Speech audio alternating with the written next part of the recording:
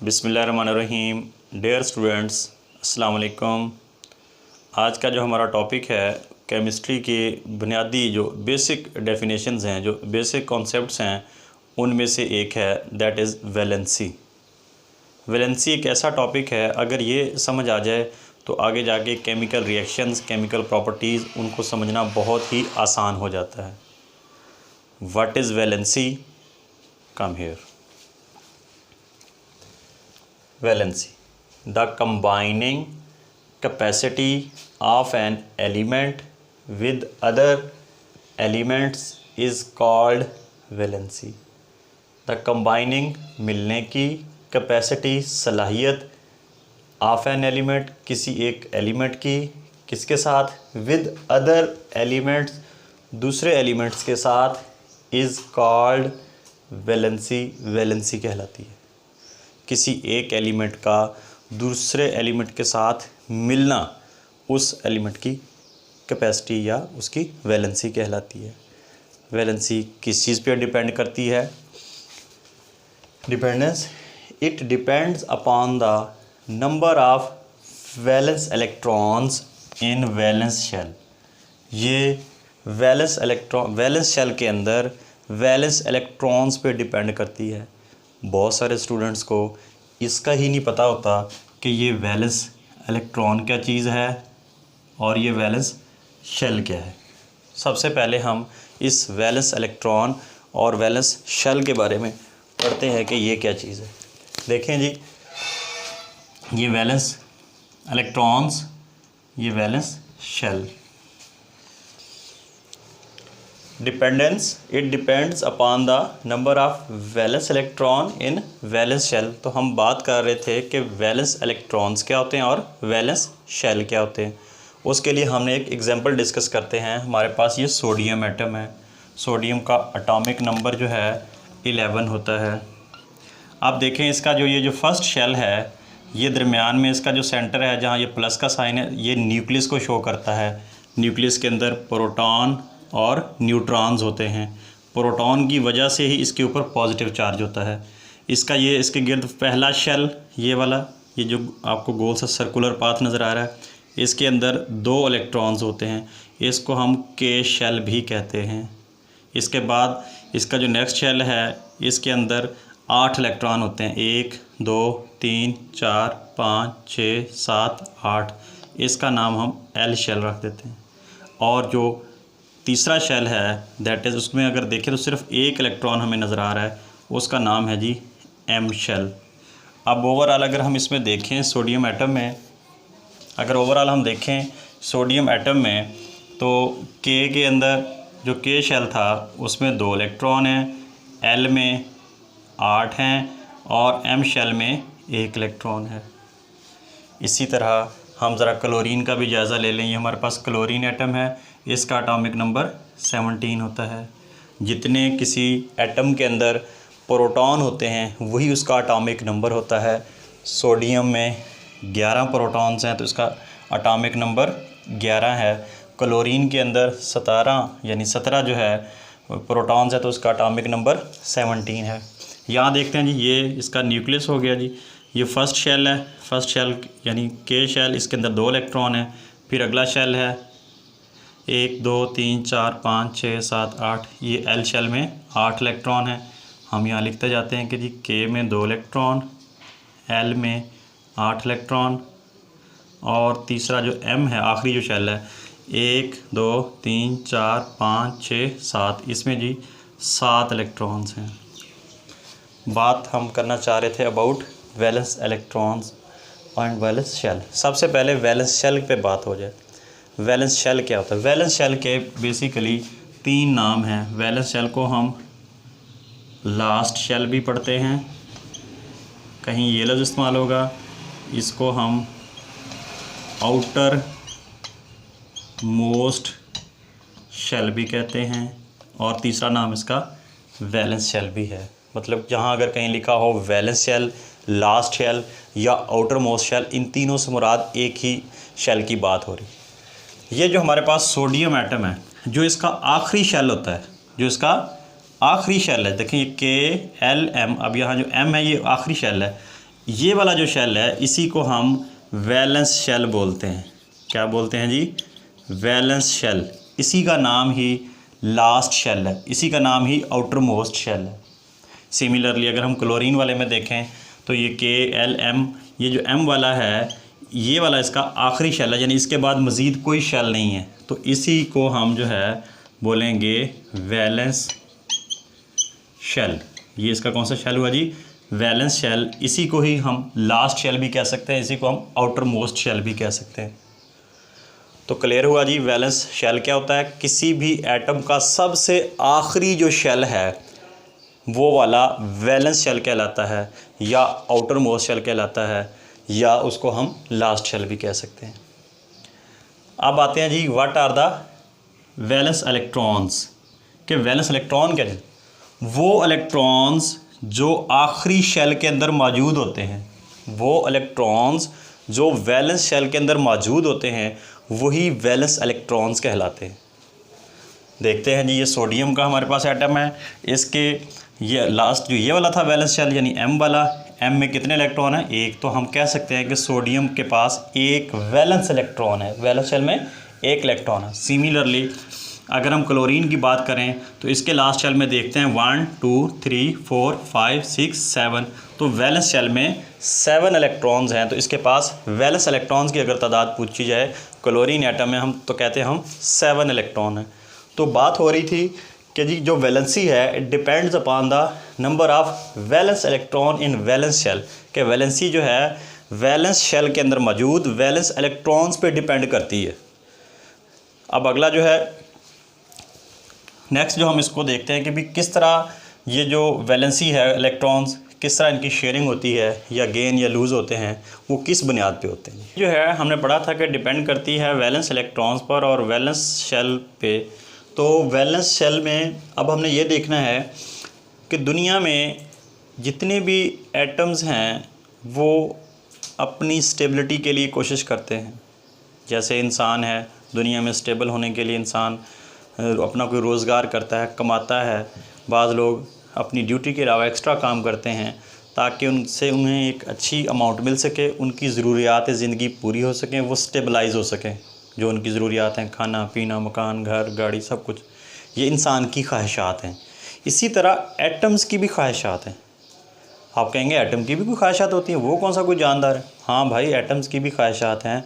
जैसे हमारे यहाँ जो हमारी डिपेंडेंसी या हमारी जो ज़रूरियात जो हैं पैसे पे डिपेंड करती हैं, इसी तरह एटम्स की दुनिया में अगर हम जाएं तो वहाँ उनका जो लेन देन है, जो उनकी करेंसी है, जिसकी वजह से वो स्टेबलाइज होते हैं, वो इलेक्ट्रॉन्स हैं। इलेक्ट्रॉन जिसके पास जितने ज़्यादा होंगे या किस तरह वो शेयरिंग करते हैं, वो लूज़ करते हैं, गेन करते हैं, किस पर्पज़ के लिए करते हैं, दैट इज़ कॉल्ड स्टेबिलिटी। यहाँ स्टेबिलिटी डिस्कस करने से पहले हम बताएंगे कि कौन सा एटम किस लेवल पे जाकर स्टेबल होता है। 2 रूल्स हैं जी। पहला रूल है duplet rule. Duplet rule, duplet rule क्या है जी? The attaining of 2 electrons in valence shell is called duplet rule. किसी एटम की अपने वैलेंस शेल में 2 इलेक्ट्रॉन्स का जो हसूल है या 2 इलेक्ट्रॉन हासिल करने की जो कोशिश है उसको हम ड्यूप्लेट रूल कहते हैं। मिसाल के तौर पर ये हमारे पास हीलियम का एक एटम है, ये इसका वैलेंस शेल है, इसका पहला भी यही है और वैलेंस भी यही है। वैलेंस शेल के अंदर 2 इलेक्ट्रॉन हैं, तो ये ड्यूप्लेट रूल को फॉलो करता है। अब ये मोस्ट स्टेबल है। अब ये ना किसी से इलेक्ट्रॉन ले सकता है, ना किसी को देता है, ना किसी के साथ शेयरिंग करता है, बिकॉज ये अपने आप को स्टेबलाइज फील कर रहा है। सिमिलरली दूसरा रूल जो है हमारे पास ऑक्टेट रूल है। ऑक्टेट जैसा कि नाम से ज़ाहिर है, ऑक्टेट, ऑक्टेट कहते हैं 8 को। Octet mean 8।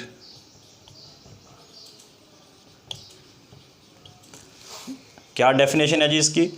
The attaining of 8 electrons in the valence shell. Valence shell में 8 इलेक्ट्रॉन्स का जो हसूल है वो ऑक्टेट रूल कहलाता है। तो दुनिया में जितने भी एटम्स हैं पहले तो वो डुप्लेट की ट्राई करते हैं, जैसे हीलियम है या हाइड्रोजन की लेवल तक है ये तो बात।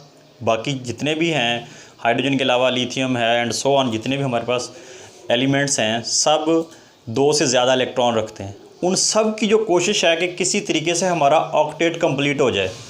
क्योंकि जब ऑक्टेट कंप्लीट हो जाता है, जब किसी एटम के वैलेंस शेल में 8 इलेक्ट्रॉन हो जाएं तो वो मोस्ट स्टेबल हो जाता है। उसकी जो इलेक्ट्रॉनिक कन्फिग्रेशन है वो नोबल गैसेस जैसी हो जाती है। नोबल गैसेस क्या हैं? जैसे हमारे पास हाइड्रोजन है, सॉरी हीलियम है, helium, नियान, argon, krypton, xenon, radon, ये वाली जो हमारे पास एलिमेंट्स हैं ये नोबल गैसेस हैं।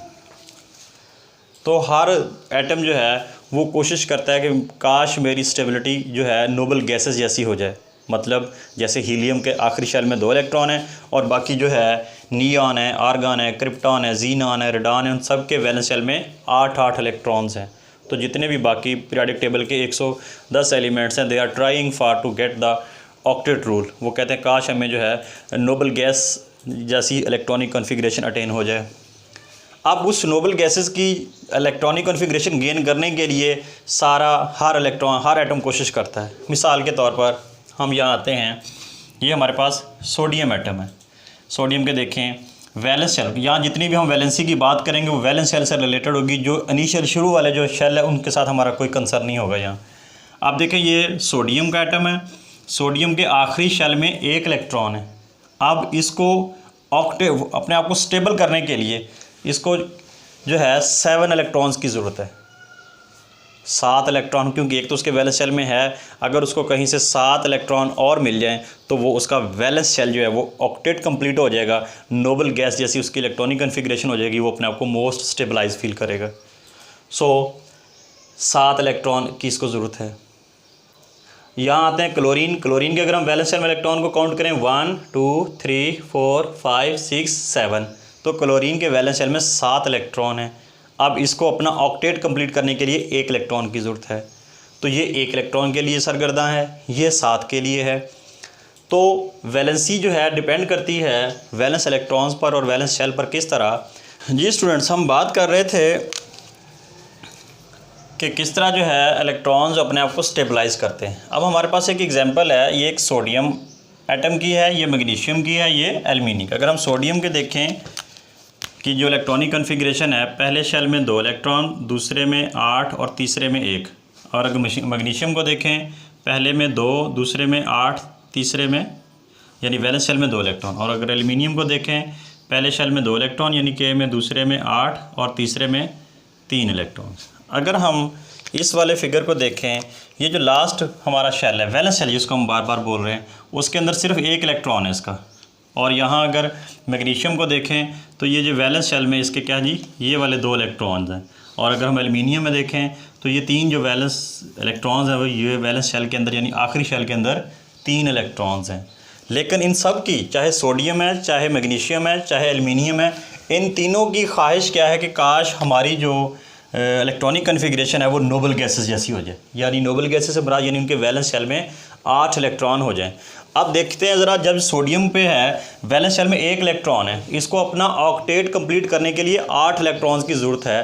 क्या इसको कोई 7 इलेक्ट्रॉन दे देगा? नहीं, that is not possible to give the 7 electron. इसी तरह मैग्नीशियम है, इसको अपना ऑक्टेट कंप्लीट करने के लिए 2 इसके पास अपने इलेक्ट्रॉन हैं, इसको 6 और चाहिए तब इसका ऑक्टेट कंप्लीट होगा। तो इसको भी कुछ 6 इलेक्ट्रॉन नहीं देता। सिमिलरली ये जो एल्यूमिनियम है, इसके वैलेंस शेल में 1 2 3 इलेक्ट्रॉन इसके अपने हैं और इसको अपना ऑक्टेट कंप्लीट करने के लिए 5 इलेक्ट्रॉन चाहिए। तो इसको ना कोई 5 देता है, ना कोई इसको 6 दे सकता है, ना इसको कोई 7 इलेक्ट्रॉन दे सकता है। अब ये सोचते हैं आपको स्टेबिलिटी तो गेन करनी है।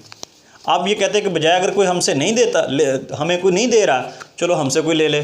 फिर क्या करते हैं, ये अपना एक इलेक्ट्रॉन लूज़ करने की कोशिश करते हैं। देखें, अगर ये सोडियम जो है ये अपना आखिरी ये वाला जो इसके वैलेंस शेल में जो 1 इलेक्ट्रॉन था, अगर ये इसको लूज़ कर दे, निकाल दे, लेट्स सपोज मैं इसको डिलीट कर देता हूँ यहाँ से। ये देखें जी, अगर इसने अपना 1 इलेक्ट्रॉन जो है लूज़ कर दिया, अब देखें इसका वैलेंस शेल कौन सा है।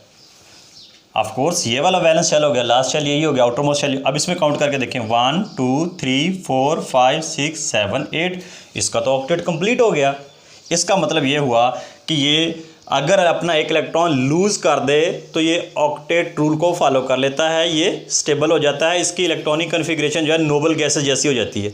सिमिलरली अगर हम मैग्नीशियम पे आएँ तो इसको कोई 6 इलेक्ट्रॉन नहीं देता, ये क्या करता है अपने ये 2 इलेक्ट्रॉन लूज़ कर देता है, किसी दूसरे एटम को दे देता है, यहाँ से ये निकल जाते हैं। अब देखें जब 2 इलेक्ट्रॉन निकल गए, जब वैलेंस इलेक्ट्रॉन ही ना रहे तो वैलेंस शेल कौन सा, आप काउंट करके देखते हैं। अब इसका वैलेंस शेल कौन सा है, ये वाला एल वाला, 1 2 3 4 5 6 7 8, इट्स का भी ऑक्टेट कंप्लीट है, just like that the neon की तरह। ये तो नोबल गैस वाली इलेक्ट्रॉनिक कन्फिग्रेशन बन गई इसकी।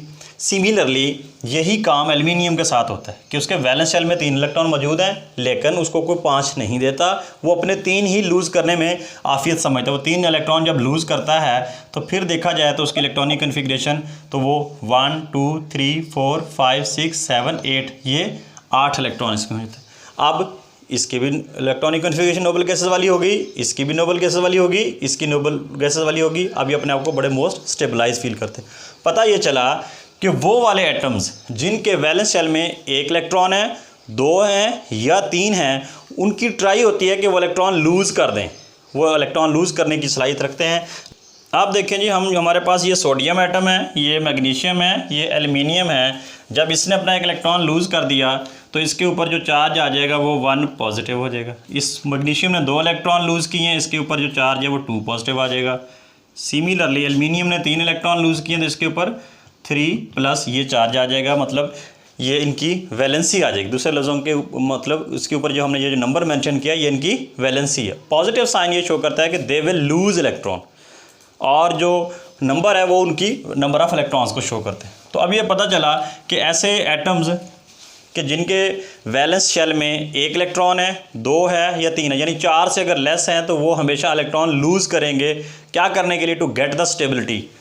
देखते हैं जी, जिसने 1 इलेक्ट्रॉन लूज़ किया, जिसने 1 इलेक्ट्रॉन लूज़ किया या जिसके वैलेंस शेल में 1 इलेक्ट्रॉन है, वो अपने इलेक्ट्रॉन को क्या करेगा, लूज़ करेगा, और उसकी वैलेंसी क्या बन जाएगी जी, 1 प्लस। इसकी एग्जांपल क्या है जी, हम सोडियम दे देते हैं जी, ये इसको इस तरह लिखा जाएगा। और ये अमूमन जो है मेटल्स के अंदर ये खासियत पाई जाती है कि अपना इलेक्ट्रॉन लूज़ करते हैं। सिमिलरली वो एलिमेंट जिनके वैलेंस शेल में 2 इलेक्ट्रॉन हैं, वो भी इलेक्ट्रॉन क्या करेगा जी, लूज़ इलेक्ट्रॉन बल्कि साथ लिख देते हैं जी। अच्छा जी, उसके ऊपर क्या चार्ज आ जाएगा, 2 पॉजिटिव। अगर उसका हम लिखें सिंबल तो ये मैग्नीशियम होगा, तो ये 2 पॉजिटिव बन जाएगा, और ये भी क्या है जी, मेटल ही है। सिमिलरली हमारे पास अगर किसी के वैलेंस शेल में 3 इलेक्ट्रॉन है तो वो भी क्या करेगा, लूज़ करने को तरजीह देगा, वो 3 इलेक्ट्रॉन लूज़ करेगा, उसके ऊपर 3 पॉजिटिव चार्ज आ जाएगा। लिखते वक्त उसको हम एल्युमिनियम 3 पॉजिटिव लिखेंगे, और ये भी मेटल होगा। तो इस तरह जो है एटम्स इलेक्ट्रॉन लूज़ करके अपनी स्टेबिलिटी गेन कर लेते हैं। हम बात कर रहे थे कि जिनके वैलेंस शेल में 1 इलेक्ट्रॉन है, 2 है या 3 है, यानी 4 से कम है, तो उनकी ट्राई होती है वो अपने इलेक्ट्रॉन को लूज़ करते हैं स्टेबिलिटी गेन करने के लिए, यानी ऑक्टेट रूल को फॉलो करने के लिए। लेकिन अगर किसी के वैलेंस शेल में 4 से इलेक्ट्रॉन ज़्यादा हैं, किसी के वैलेंस शेल में अगर इलेक्ट्रॉन 5 हैं, 6 हैं, 7 हैं, फिर क्या होगा देखते हैं। ये हमारे पास नाइट्रोजन का एटम है। नाइट्रोजन के अगर देखें, पहले शेल में 2 इलेक्ट्रॉन और दूसरे में 1 2 3 4 5 इलेक्ट्रॉन है।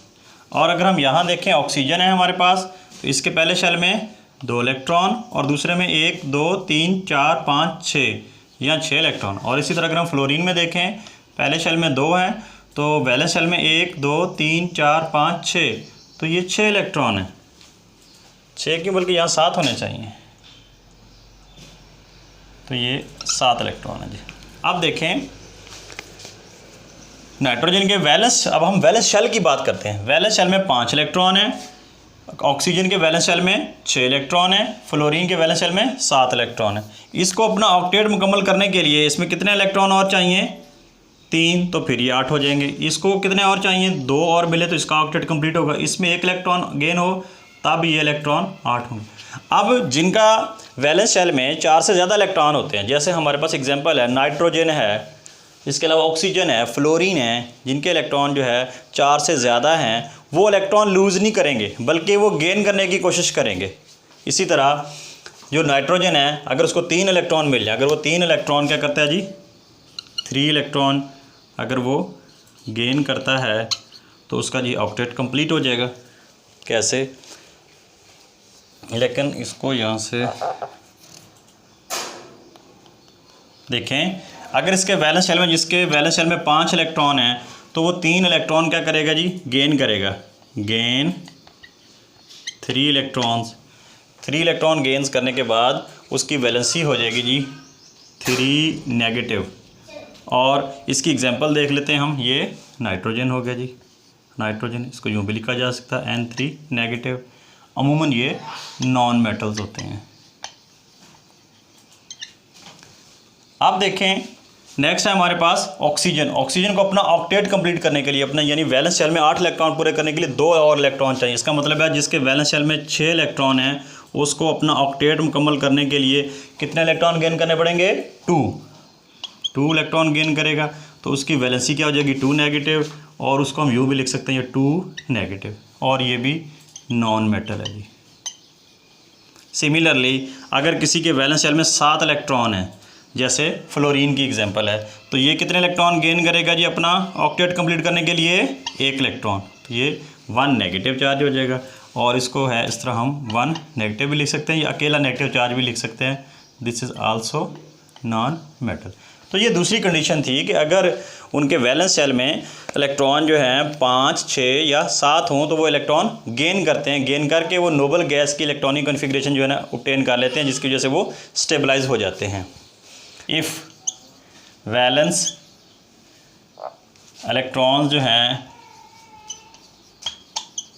की तादाद लेस देन 4 है, यानी 4 से कम है, फिर क्या होगा जी, देन इलेक्ट्रॉन क्या होंगे, लूज़ द इलेक्ट्रॉन्स, कि वो एलिमेंट जो है अपने इलेक्ट्रॉन लूज़ कर देगा, क्या करने के लिए, स्टेबिलिटी गेन करने के लिए। इसी तरह अगर वैलेंस शेल में वैलेंस इलेक्ट्रॉन्स की जो तादाद है वो ग्रेटर दैन 4 है, यानी 4 से ज़्यादा है, जैसे हमने पढ़ा था ऑक्सीजन में, नाइट्रोजन में, फ्लोरीन में, देन फिर क्या होगा, वो इलेक्ट्रॉन गेन करेगा।